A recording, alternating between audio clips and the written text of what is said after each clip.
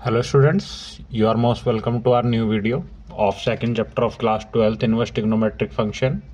In this video we will discuss about the introduction of inverse trigonometric function. ठीक है, सबसे पहले हम ये देखते हैं कि इनवर्स होता क्या है।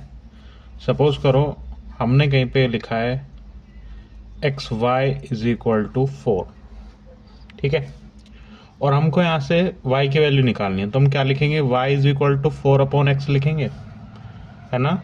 या हम इसको कैसे लिख सकते हैं, y is equal to x inverse 4।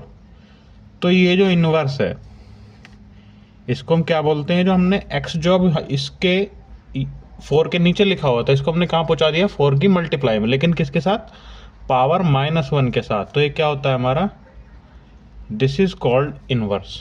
ठीक है, अब डिस्कस करते हैं इनवर्स ट्रिग्नोमेट्रिक क्या होता है। हम सबको पता है tan π/4 1 होता है।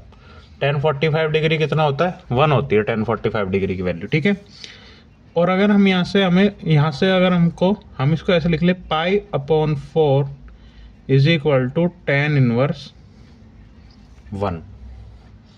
ठीक है, तो ये जो tan इनवर्स 1, इसका मतलब tan की वैल्यू 1 कहाँ पे होती है, π/4 पे होती है। ये होता है हमारा इनवर्स ट्रिग्नोमेट्रिक फंक्शन। ठीक है, या हमसे कोई ये पूछ ले कि आपको tan theta is equal to √3 बताना है। ठीक है, तो हम कैसे फाइंड करेंगे, theta is equal to tan inverse √3, या theta is equal to tan की वैल्यू √3 कब होती है, 60 डिग्री पर होती है, तो क्या आ जाएगा π/3। तो ये जो कंसेप्ट है tan इनवर्स लिखा जा रहा है, it is called inverse trigonometric function. ठीक है, कुछ हम इसकी आइडेंटिटी देखते हैं। जैसे साइन इनवर्स माइनस में अगर लिखा हुआ है ये ऐसे, तो ये क्या हो जाएगा, ये हो जाएगा माइनस साइन इनवर्स x। ठीक है, जैसे लिखा हुआ है कॉस इनवर्स -x, ये क्या हो जाएगा, pi minus cos inverse x। ठीक है, ये ऐसे ही था, इसमें क्या है, पाई माइनस करेंगे। फिर क्या लिखा हुआ है, जैसे tan इनवर्स -x, तो ये क्या हो जाएगा, माइनस tan इनवर्स x। ठीक है, जैसे लिखा हुआ है कॉट इनवर्स -x, तो ये क्या हो जाएगा, pi minus cot inverse x। Sec inverse x लिखा हुआ है, सेक इनवर्स -x लिखा हुआ है, तो क्या हो जाएगा, pi minus sec inverse x। ठीक है, कॉसेक इनवर्स -x लिखा हुआ है, तो माइनस कॉसेक इनवर्स, और क्या हो जाएगा, x। ठीक है, ये कुछ आइडेंटिटी होती है, किस किस को चेंज करते हैं, कॉस को साइन चेंज करते हैं, कॉट को चेंज करते हैं, और सेक को चेंज करते हैं। ठीक है, अब हम इनके डोमेन और रेंज देख लेते हैं। ठीक है, साइन यहाँ पे डोमेन, और इसके आगे लिखा मिलेगा आपको रेंज। ठीक है, डोमेन ये है, डोमेन क्या होता है, साइन फंक्शन का कहाँ से कहाँ तक वैल्यू होती है, -1 x is greater than equal to -1 but less than equal to +1। ठीक है, तो रेंज कहाँ से कहाँ तक हो जाएगी साइन की वैल्यू, -π/2 टू π/2। ये कैसे, y कहाँ से आ गया, तो इसमें जो साइन इनवर्स का फंक्शन था ना, साइन इनवर्स x, उसको y के इक्वल लेट कर लिया, तो वो क्या हो जाएगा, x is equal to sine y। अब यहाँ पे वैल्यू रखेंगे, यहाँ पे हमने रखी वैल्यू कितनी रखी, π/2, तो x कितना आएगा, 1। ठीक है, उस तरह से ये लिखा हुआ है। कोस की अगर मैं बात करूँ, कोस की वैल्यू क्या होगी, greater than equal to -1 but less than equal to +1। तो वैल्यू कहाँ से कहाँ तक होगी, 0 y up to pi, range हो गई है। ठीक है, अब हम tan की बात करते हैं। tan की क्या होती है, for all real numbers, tan का डोमेन क्या होता है, ऑल रियल नंबर्स। ठीक है, tan की रेंज क्या होती है, ग्रेटर देन और equal to 0 but less than equal to, नहीं, ये होती है -π/2 to pi by two, greater than minus pi by two but less than pi by two. ठीक है, अब हम बढ़ते हैं कॉट की तरफ।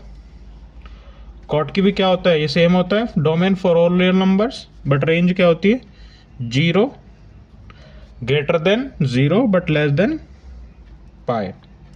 ठीक है, अब हम सेक की तरफ। सेक की क्या डोमेन होता है, सेक का डोमेन होता है x is smaller than equal to -1 और 1 is less than equal to x. ठीक है, इन दोनों के बीच में लाई करती है। और क्या होता है इसका रेंज, क्या होती है, 0 greater than equal to 0 but less than equal to pi, और पाई बाय 2 और pi by 2 greater than pi by 2, y आएगा यहाँ पे। ठीक है, greater than pi by 2 up to equal to pi. ठीक है, कोसेक के अगर मैं डोमेन की बात करूं तो क्या आएगा,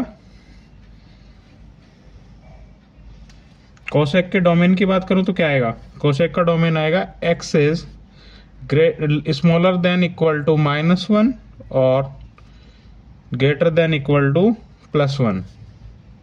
ठीक है, और इसकी रेंज क्या आएगी, -π/2 greater than equal to -π/2 but less than equal to 0 और greater than 0 but equal to और लेस देन π/2। ठीक है, ये इसकी रेंज और डोमेन है, हमको ये भी याद रखना है और डोमेन ज़्यादा याद रखना है। ठीक है, अब एक चीज़ और इसमें डिस्कस करते हैं जो हमारे एक्सरसाइज 2.1 में है, that is the principal value.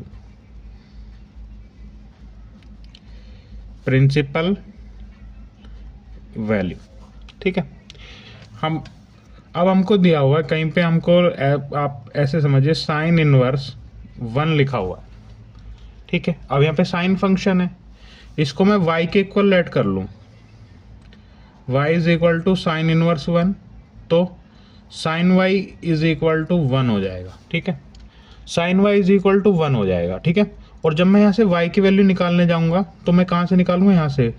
Sign की वैल्यू 1 कब होती है, साइन की वैल्यू 1 होती है 90 डिग्री पर, तो इसका मतलब y की क्या वैल्यू आ जाएगी, π/2।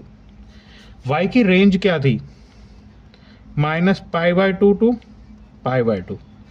ठीक है, तो क्या इसकी रेंज के अंदर आ रही है वैल्यू, हाँ इसकी रेंज के अंदर आ रही है, π/2 के अंदर आ रही है वैल्यू, तो ये क्या होती है, इसकी प्रिंसिपल वैल्यू होती है। ठीक है, प्रिंसिपल वैल्यू इसकी रेंज के अंदर आनी चाहिए।